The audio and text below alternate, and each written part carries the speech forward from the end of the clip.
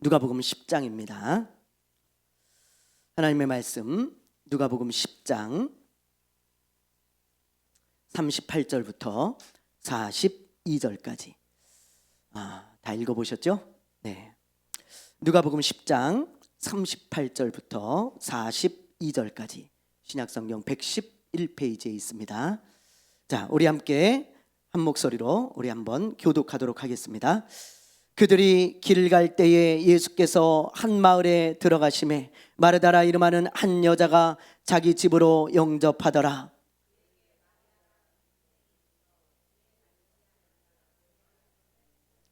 마르다는 준비하는 일이 많아 마음이 분주한지라 예수께 나아가 이르되 주여, 내 동생이 나 혼자 일하게 두는 것을 생각하지 아니하시나이까? 그를 명하사 나를 도와주라 하소서.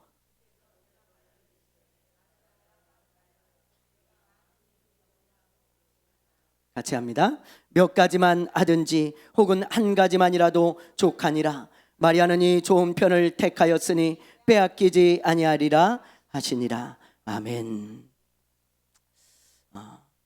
예전에 한창 유행했던 신조어 중에 워라벨이라는 단어가 있습니다. 여러분 많이 들어보셨을 거예요. 워라벨의 워는 워크, 일을 말하죠. 그리고 라는 라이프, 삶을 말합니다. 특별히 개인적인 삶을 말해요.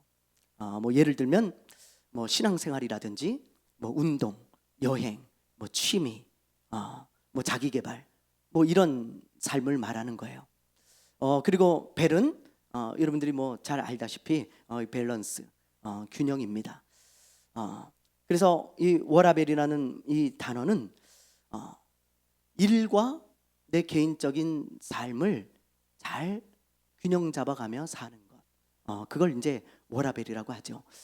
오늘날 많은 젊은 사람들은 이 워라벨을 추구하며 살아갑니다. 옛날 우리 부모 세대들은요, 이 워라벨이 잘 안 됐어요. 그렇죠? 예. 개인적인 뭐 시간이 어디 있었겠습니까? 뭐 그런 여유도 없었고 그럴 만한 형편도 안 됐습니다. 예. 죽어라 일만 하는 사람들이 우리 부모님 세대였어요. 그렇죠? 예. 우리 부모님 세대들 다 그렇게 사셨습니다. 아침 일찍 출근하고 말이죠, 야근하는 게 뭐 밥 먹듯이 야근하고, 그리고 저녁 늦게 밤 늦게 들어왔다가 그리고 뭐 밥 한 숟갈 드시고 그리고 자고 또 아침 일찍 나가서 또 일하고, 뭐 이게 우리 부모님 세대들의 일상이죠. 그 당시에는 뭐 토요일도 없었잖아요. 그죠? 예, 제가 학교 다닐 때만 해도 토요일 날 여러분 학교 갔어요. 요즘 아이들은 저 뒤에 있는 우리 학생들도 밤낮 아빠 학교 다니는 게 너무 힘들어 막 그러는데, 저희 때는 토요일도 학교 다 갔잖아요. 그렇죠? 물론 점심 먹기 전에 오기는 했지만 어쨌든 주 6일 공부를 했습니다. 주 6일 아주 뭐 빡세게 학교를 다녔어요. 뭐 부모님들도 다 마찬가지죠. 뭐 토요일 날 쉬는 사람이 어디 있었겠어요. 그렇죠? 그래서 그 당시에는 아이들은 주 6일 수업, 어른들은 주 6일 근무, 뭐 이렇게 살았어요. 그래서 그 당시 OECD 국가 중에 우리나라는요, 항상 일을 많이 하는 국가 탑에 있었습니다. 우리나라가요. 항상 그랬어요. 선진국은 뭐 7시간, 8시간이라면 우리는 대부분 10시간이 넘어가요.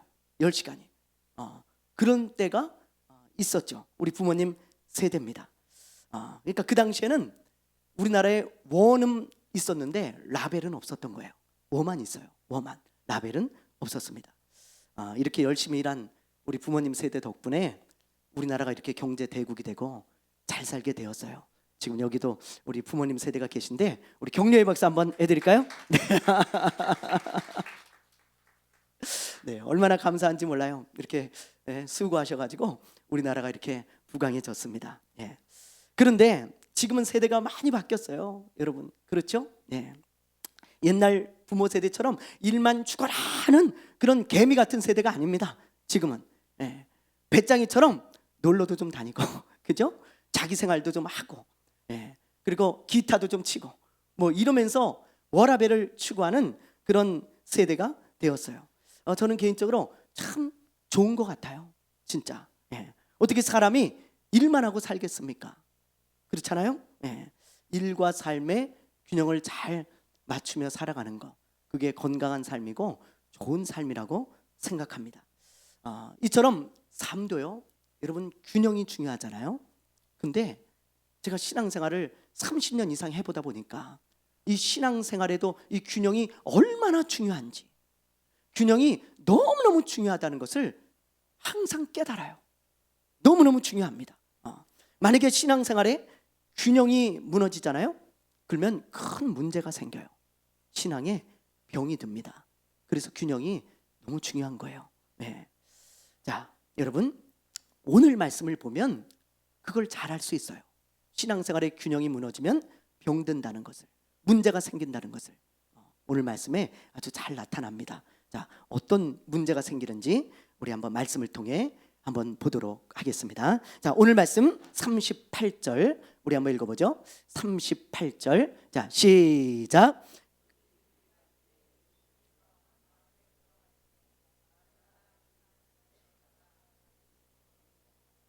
네, 여기 보면 예수님이 한 마을에 들어가셨대요. 근데 그 마을은 어떤 마을이냐? 마르다와 마리아라는 자매가 살고 있는 그런 마을입니다. 여기 어딜까요? 예? 네, 파주 아니에요. 그죠? 베단입니다. 베다니. 자, 베다니가 어딘가 지도를 한번 보여주세요. 예, 예루살렘 바로 옆이에요.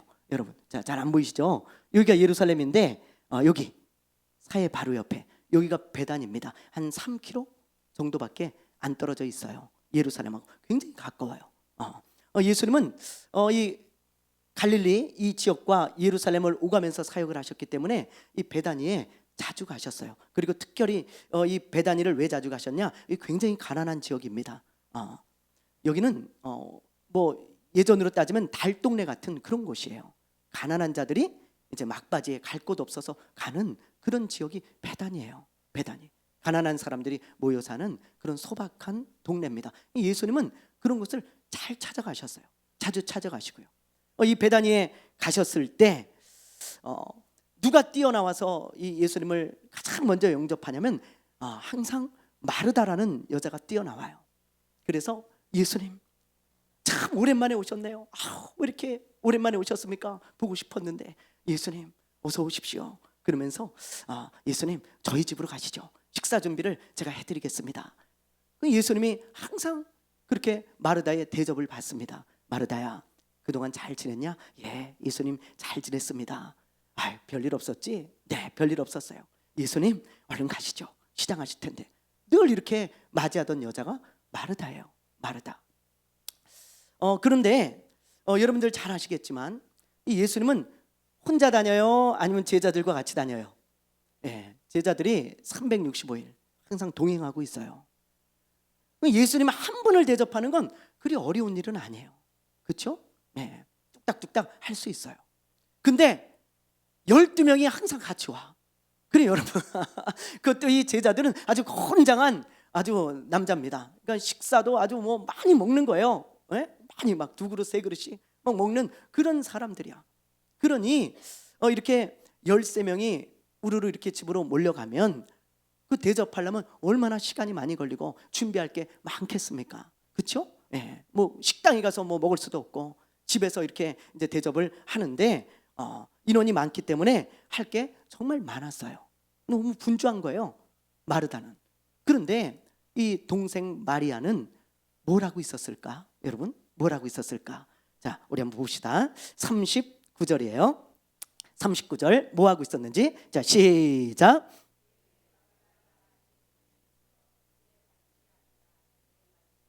네, 동생 마리아는 예수님이 딱 앉으시니까 그 밑에 딱 강아지처럼 이렇게 딱 앉아가지고 말이죠.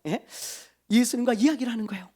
막 이런저런 이야기도 하고 못다한 이야기도 하고 그리고 예수님이 말씀하시면 그거를 잘 경청합니다. 진지하게 듣는 거예요. 예수님의 말씀을 말이죠. 네. 뭐 이러고 있으니까 여러분 성경에는 나오지 않지만 마르다가 얼마나 눈치를 줬겠어요. 그렇죠? 성경에는 안 나와. 그런데 얼마나 눈치를 줬겠냐고. 여러분 금방 우리는 이거 뭐 금방 불 보듯 비디오잖아요. 안 봐도 비디오잖아요, 그죠? 예, 막 눈치를 줬을 거라고요. 야, 나오라고, 빨리. 뭐해? 이러면서 말이죠. 계속 예수님이 막 이야기하고 있는데 혼자 막 부르는 거야. 근데 여러분, 이 마리아가요, 알았어, 언니 먼저 해, 일단. 오케이. 그리고 안 나와. 계속 예수님의 발밑에서 말씀만 듣는 거예요. 그러니 한참을 있어도 안 나오니까 이 마르다가 여기서 뭐가 올라와요? 네, 부하. 많이 올라와 보셨나 봐. 부하가 올라오죠. 그죠? 짜증, 분노, 원망, 불평, 이런 게요, 나도 모르게 막 올라오는 거예요. 그때부터 이 마르다는 거칠어집니다. 거칠어져. 성경에는 안 나와요. 그럼 우리가 이런 걸 읽을 수 있어야 돼. 거칠어져요. 그래서 접시도 탁탁 막 일부러 마리아 들으라고 팍팍 푸고 말이지. 예? 싱크대 문도 콱콱 닫고 말이에요. 예? 칼질도 음식 쓰는데 탁탁탁탁탁 이렇게 써야 되는 다다다다다다다다다다 팍 놓고 말이죠. 마리아 들으라고 일부러. 근데 이 마리아가 꿈쩍도 안 하네요. 예수님하고 조곤 이야기하고 있고, 그리고 예수님의 말씀을 진지하게 듣고 있는 거예요. 이 마르다가 어떻게 했겠어요? 여러분 같으면 어떻게 했어요? 김일환 집사님 같으면 어떻게 했어? 예? 예? 그랬으면 좋았을 텐데 안 그러고 이 마리아는 계속 있어. 그러니까 이 마르다는요, 폭발을 해버린 거예요. 폭발을.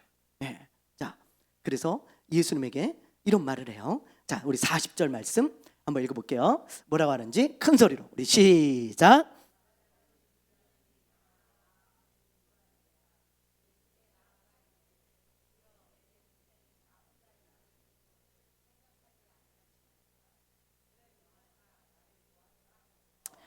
이거를 이렇게 부드럽게 읽으시면 안 돼요. 네, 짜증을 섞어가지고 그렇게 읽으셔야 됩니다. 예수님, 아니 내 진짜 해도 너무하네 진짜, 막 이러면서 말이죠, 예수님한테 막 짜증을 내는 거예요. 아니 예수님, 내가 지금 13명 밥을 준비하고 있는데, 예? 아니 내 동생, 쟤는 진짜 너무 철이 없어요. 그렇죠? 예수님, 그러면 예수님이라도 좀, 야 가서 너 좀 도와줘라. 그렇게 옆구리라도 좀 찔러야지. 이게 뭡니까 이게? 예? 예수님 그러실 수가 있어요? 야, 넌 그럴 수 있냐? 그러면서 빨리 예수님 좀 도와주라고 좀 하라고 막 이러면서 말을 하는 거예요. 네? 마르다가. 여러분, 우리는 이 마르다를 충분히 이해할 수 있어요. 그렇죠? 그런데 예수님은 이상하게 이해할 수 없는 말씀을 하세요. 만약에 저한테 마르다가 그런 짜증을 냈더라면 제가 마리아한테 그랬을 거예요. 야, 맞아. 네 언니 말이 맞아. 언니 바쁘잖아. 너 빨리 가서 좀 도와줘. 뭐 이래야 되잖아요. 근데 예수님은 마르다가 도저히 이해할 수 없는 말을 하는 거예요. 자, 뭐라고 하시는지 우리 한번 봅시다. 41절, 42절. 자, 한번 읽어봅니다. 시작. 주께서 대답하여 이르시되, 마르다야, 내가 많은 일로 염려하고 근심하나. 42절. 자, 시작. 몇 가지만 하든지 혹은 한 가지만이라도 족하니라. 마리아는 이 좋은 편을 택하였으니 빼앗기지 아니하리라 하시니라. 보세요. 이게 무슨 말이냐면 예수님이 이러시는 거예요. 마르다야. 2번을 부르셨어요. 이건 친근함의 표시죠. 책망하는 게 아닙니다. 지금 마르다를 책망하고 나무라는 게 아니고요, 이 마르다에게 뭔가를 말씀해주고 싶은 거예요. 그러면서 마르다야, 너 지금 굉장히 바쁜데 얘야, 하나만 해. 하나만. 뭘 그렇게 많이 준비하느냐고 혼자 분주하니. 하나만 먹어도 되니까 하나만 준비해라. 너 지금 준비 하나 했지? 예, 됐어. 그리고 너 빨리 와서 여기 앉아라. 너도 마리아처럼 내 발 앞에 앉아. 이 마리아는 좋은 편을 택했어. 그러니 그냥 놔둬. 그러시는 거야. 그러니 마르다가 살짝 서운했을 것 같아. 제 생각에. 이 묵상하는데 마르다의 서운함이 느껴져요.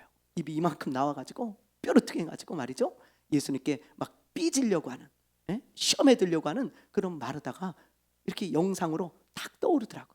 말씀을 묵상하는데 마르다가 얼마나 서운했겠어요. 그리고 이해를 하지 못했을 거예요. 그렇게 말하는 걸. 아니 예수님은 그거 하나 안 들어줘? 그랬을 거예요. 근데 여러분, 예수님이 왜 이런 말씀을 하셨겠어요? 예수님은요, 마르다에게 어떤 신앙적인 문제를 하나 발견했기 때문이에요. 문제를. 자, 여러분, 마르다는요, 성경에 보면 항상 분주하게 일을 하는 여자로 나와요. 항상 그래요. 지금 오늘 말씀에도 보면 마르다는 준비하는 일이 많아 마음이 분주했다 그랬어요. 근데 이게 한두 번이 아니에요. 예수님이 본인 집에 오실 때마다 항상 분주해, 이 마르다는. 자, 우리 한번 보실래요? 자, 요한복음 12장 1절을 우리 한번 보겠습니다. 1절, 2절, 우리 2절 한번 큰 소리로 시작. 6월절 엿새 전에 예수께서 베다니에 이르시니 이곳은 예수께서 죽은 자 가운데서 살리신 나사로가 있는 곳이라. 거기서 예수를 위하여 잔치할세 마르다는 일을 하고 나사로는 예수와 함께 앉은 자 중에 있더라. 보세요. 6월절 엿새, 6월절에 예수님이 돌아가십니다. 그러니까 십자가에서 죽으시기 6일 전에 예수님이 또 베다니를 찾으셨잖아요. 그때도 마르다가 예수님을 영접했어요. 대접한 거예요. 이 마르다는요, 자기 동네에 예수님이 항상 오시면 가장 먼저 뛰어나가서 가장 극진한 대접을 한 여자예요. 예수님이 이 마르다를 굉장히 사랑하셨습니다. 여러분, 성경에 보면 예수께서 마르다와 마리아를 사랑하셨다 그랬어요. 네, 너무 사랑한 여자예요, 예수님이. 그렇게 예수님을 귀하게 여기고 이 마르다도 예수님을 너무 사랑했어요. 그런데 이 마르다에 대한 성경의 기록들을 보면 항상 일을 하고 있어. 너무 분주해, 바빠요. 보세요, 지금도 거기서 예수를 위하여 잔치를 하는데 마르다는 일을 하고 정신없어요. 네? 마르다는 일을 하고 항상 분주하게 일을 해. 바쁜 거예요. 바빠. 네. 여러분, 이런 마르다의 모습을 우리가 볼 수 있는 것입니다. 마르다는요, 예수님 앞에 앉아서 말씀을 듣기보단 항상 분주하게 일을 했던 그런 여자입니다. 이렇게 여러분 신앙생활하면요, 반드시 문제가 생겨요. 문제가. 어떤 문제가 생기는가? 자, 우리 40절 말씀을 한 번만 더 볼게요. 오늘 말씀 40절. 자, 읽어봅니다. 시작. 마르다는 준비하는 일이 많아 마음이 분주한지라 예수께 나와 이르되 주여 내 동생이 나 혼자 일하게 두는 것을 생각하지 아니하시나이까. 그를 명하사 나를 도와주라 하소서. 여러분, 여기서 우리는 마르다의 짜증과 원망, 분노, 이런 것들, 불평, 이런 것들을 우리는 캐치하게 됩니다. 감사가 있어요, 없어요? 없어요. 마르다는요, 자기도 모르게 감사가 사라진 거예요. 불평이 많아요. 원망이 나와요. 그리고 짜증이 나와요. 주님의 일은 많이 해요. 주님의 일은 열심히 해요. 근데 감사가 없어요. 감사가 다 사라졌어요. 여러분, 이게 마르다의 문제였습니다. 얼마나 큰 문제입니까? 여러분, 우리가 신앙생활을 하고 주님의 일을 하면서 감사가 사라진 것만큼 큰 문제는 없습니다. 여러분, 늘 불평이고 짜증이고 원망이라면 그거를 어찌 주님이 기뻐하시겠습니까? 여러분, 그래서 주님은 이런 마르다의 문제를 발견하고 너 빨리 와서 내 발 앞에 앉으라는 거예요. 왜? 그건 일을 하지 말라는 게 아니에요. 네? 일을 하지 말라는 게 아니고 너에게 지금 필요한 것은 그것보다 이거라는 거예요. 그걸 말씀하고 계신 거예요. 너 빨리 와서 마리아처럼 내 발 앞에 앉아. 내 말씀을 들어. 그게 예수님이 원하는 것이었습니다. 여러분, 예. 주님 앞에 머무는 시간을 갖지 않고 일만 하는 사람, 이런 문제가 발생하게 되어져요. 감사가 메마르고 사라지는 거예요. 여러분, 주님 앞에 머무는 시간이 뭘까요? 주님 앞에 머무는 시간, 주님과 가까워지는 시간, 친밀해지는 시간입니다. 그런데 이런 주님과 가까워지는 시간, 친밀해지는 시간이 없이 일만 하게 되면 감사가 메마르는 거예요. 원망이 나와요. 짜증이 나와요. 불평이 나와요. 여러분, 주님 앞에 머무르는 그 시간, 예배지요. 주님 앞에 머무르는 그 시간, 기도하는 시간입니다. 말씀을 묵상하는 시간이에요. 주님과 나와 가까워지는 시간, 친밀해지는 시간, 그런 시간, 그게 반드시 있어야 한다는 거예요. 여러분, 주님은 그걸 캐치하고, 마르다야, 너는 지금 그게 필요한 게 아니야. 내 앞에 와서 앉아 라고 주님은 말씀하신 거예요. 주님의 앞에 머무는 시간을 갖지 않고 너 일만 하고는 안 된다는 거죠. 여러분, 주님이 원하는 것은 잘 기억하셔야 돼요. 정말 중요한 겁니다. 주님이 원하는 것은요, 우리가 막 짜증을 내고 불평을 하며 주님의 일을 하는 게 아닙니다. 데살로니가전서 5장 18절에 주님이 뭐라 그러셨어요? 범사에 감사해라. 그게 하나님의 뜻이다. 하나님의 뜻이라는 것은 하나님이 바라고 원하는 거라는 거예요. 범사에 감사하면서 우리가 예배드리고 뭐 기도하고 신앙생활하고 봉사하고 범사에 감사하며 하나님의 자녀로서 이렇게 살아가길 원하는 것이지, 우리가 주님의 일은 안답시고 마르다처럼 분주하게 주님의 일은 하는데 원망이 나오고 짜증이 나오고 불평이 나오고 감사함이 없이 주님의 일을 하는 것을 주님이 원하실까, 우리가 깊이 생각해 봐야 돼요. 저도 우리 자녀들에게 뭘 시킬 때가 있어요. 우리 시우에게 뭘 시킬 때가 있어. 그러면 우리 시우가요, 짜증을 내지 않고 감사하고 이렇게 그냥 하면 너무너무 제 기분이 좋아요. 근데 어떨 때는 짜증을 낼 때가 있어. 막 폭발하고 짜증내고, 아직 사춘기라 짜증 많이 내요. 근데 막 짜증내고 막 불평하고 막 이럴 때, 저 기분이 굉장히 안 좋더라고. 차라리 야, 하지마 뭐 이렇게 나와요. 그렇죠? 여러분들도 아마 많이 경험할 거예요. 여러분 자녀에게 뭔가를 시켰을 때 그런 반응이 나타난다면 우리 하나님도 마찬가지가 아니겠어요? 우리 하나님이 우리에게 맡기신 일은 은혜입니다. 여러분 아멘입니까? 은혜로 맡기신 거예요. 아까 우리 찬양했잖아요. 모든 게 은혜예요. 근데 우리가 감사하지 않고 그렇게 마리다처럼 이렇게 일을 한다면 예수님이 그거 식사하시다 체하지 않겠어요? 체하지 않겠냐고. 그렇지 않겠어요? 여러분, 그래서 예수님은 이 마르다에게 내 앞에 머물러 있으라고 말씀하신 것처럼 우리에게 주님 앞에 머무는 시간을 가지라고 말씀하는 거예요. 그래서 이 말씀을 기록해 주셨어요. 누가를 통해서. 주님 앞에 머물러 있을 때 여러분 많이 경험해 보셨을 거예요. 내 마음에 주님의 은혜가 스며듭니다. 그래서 메마른 내 심령이 은혜로 적셔지면 그때 비로소 감사가 나오는 거예요. 이번 산불이 왜 이렇게 피해가 컸을까? 왜 이렇게 컸을까요? 땅이 너무 메말라서 그래요. 너무 건조한 거예요. 나무가 바싹 메말라 있어. 조금만 불똥이 튀어도 확 그냥 폭발하듯이 불이 일어나는 거예요. 활활 타는 거죠. 여러분 시간당 8km를 불이 번졌대. 여러분 시간당 8km면 장난 아닙니다. 여러분 제가 군대에 있을 때 1시간에 4km 행군했어요. 1시간에 4km. 그러면 군인 걸음으로 2시간을 가야 되는 그만큼의 거리가 1시간에 불바다가 되는 거예요. 1시간에. 그러니 이걸 어떻게 잡아요? 사람이. 소방관들 이번에 진짜 고생 많았잖아요. 불 끄는데 안 잡혀. 너무 빨리 번지는 거라. 너무 땅이 메말라서. 하나님이 비를 안 주시면 절대 못 잡습니다. 절대 못 잡아요. 여러분 이번 산불의 지역이 얼마나 넓었는지 위성 사진을 보면 알 수 있는데요. 한번 보여주세요. 우리 한번 사진을 한번 제가 준비해 왔어요. 자, 여기 보세요. 여기 이 빨간 지역, 여기가 의성, 산청, 안동 그 지역입니다.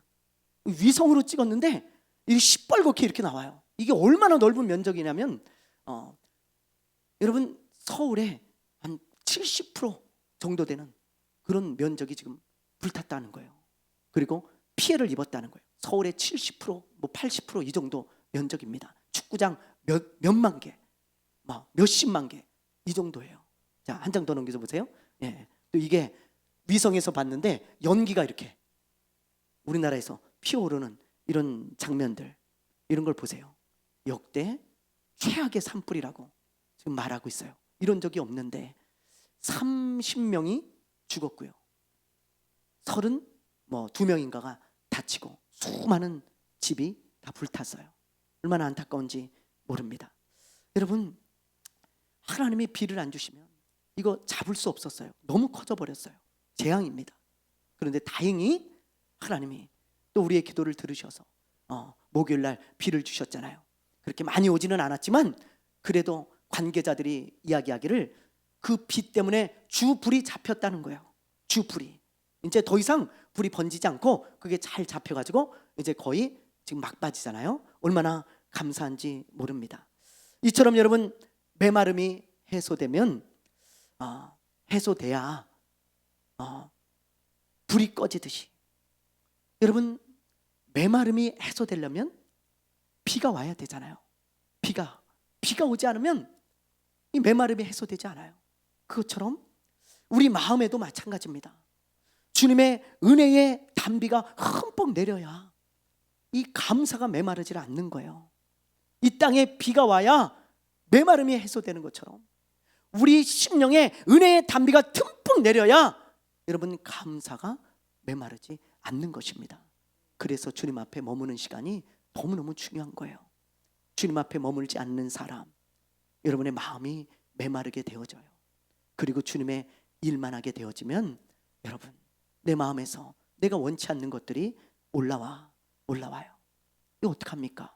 여러분, 우리는 그런 존재입니다. 그래서 주님은 주님 앞에 머무는 시간과 봉사의 균형을 잘 잡으라고 이 마르다에게 지금 말씀하고 있는 것입니다. 어느 한 가지만 하면 안 돼요. 두 가지를 다 균형을 잡고 살아가셔야 돼. 봉사와 주님 앞에 머무르는 그 시간, 그 두 가지가 우리 믿는 자들의 양날개입니다. 반드시 필요한 거예요. 그래야 감사가 넘치는 건강한 신앙생활을 할 수 있는 거죠. 주님 앞에 머물기를 좋아했던 이 마리아를 보세요. 이 사람은요, 굉장히 균형 잡힌 신앙생활을 하는 여자였어요. 많은 사람들이 지금 우리가 읽은 요 말씀을 보면서 굉장히 오해를 합니다. 무슨 오해를 하냐?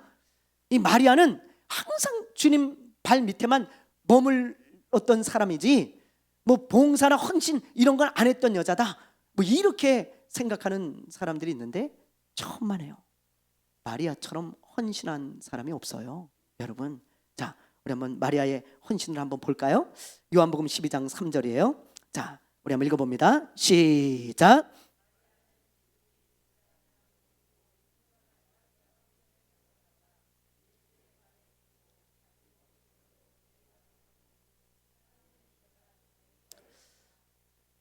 여러분이 너무 잘 아는 말씀이죠.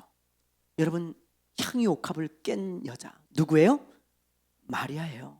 우리가 지금 본 그 마리아는요, 그 가난한 그 상황 가운데서 자기의 전 재산이었던 이 향유 옥합, 지금 시가로 3천만 원입니다.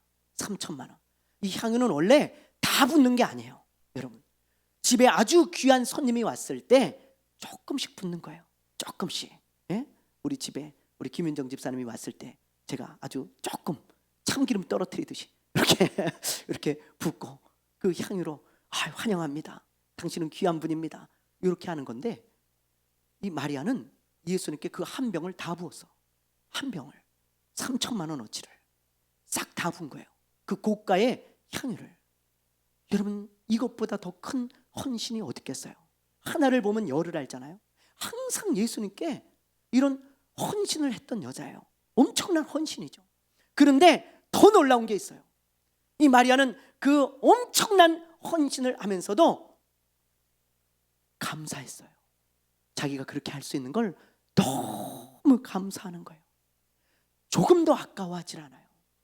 그리고 오히려 더 못해서 마음 아파하며 감사했던 여자가 마리아입니다. 여러분, 어떻게 이 마리아는 그런 엄청난 헌신을 하면서 감사할 수 있었을까? 여러분, 감사할 수 있었을까요? 아까 얘기했던 대로 마리아는 균형을 잘 잡고 있었기 때문에 그래요. 이 여자는, 만약에 마리아가요, 예수님의 발 앞에 머무는 시간이 없이 이 3천만 원짜리 이 향유 부었잖아요. 밤에 잠 못 잡니다. 여자 밤에 잠 못 자요. 야, 내가 괜히 미친 짓 했나 봐. 내가 미쳤지. 야, 이거 어떡하지? 야, 이거 다시 달라고 그럴 수도 없고. 야, 그것 때문에 시험 들어. 그것 때문에 오히려 야, 내가 미쳤지. 헷가닥 했나 봐. 뭐 이러고 말이죠. 그런데 마리아는 예수님의 발 앞에 늘 머물러 있던 여자이기 때문에 그러고 집에 와서 더 감사한 거예요. 더 기쁜 거예요. 너무 감사한 거예요. 주님, 저에게 더 많은 향유가 있었다면 더 드렸을 텐데요. 주님, 감사해요. 그러면서 주님을 찬양하고 주님께 감사드리는 그런 여자였다고요. 여러분, 우리도 마찬가지입니다. 마리아처럼 주님 앞에 머무는 시간, 그리고 주님을 위해 헌신하고 봉사하는 것, 이 두 가지를 균형을 잘 잡으셔야 돼요. 오늘 너무 중요한 말씀입니다. 여러분, 주님 앞에 머무는 시간을 반드시 가지십시오. 마르다처럼 신앙생활하면 여러분 메마릅니다. 마리아처럼 신앙생활 하셔야 돼요. 헌신도 있고 주님의 발 앞에 머무는 그런 하나님의 사람 되셔야 합니다. 그래야 감사가 넘치는 건강한 신앙생활을 하는 하나님의 사람이 되어질 것입니다. 그런 사람 되시기를 주님의 이름으로 축원합니다. 축원합니다. 축원합니다. 찬양합시다. 우물가의 여인처럼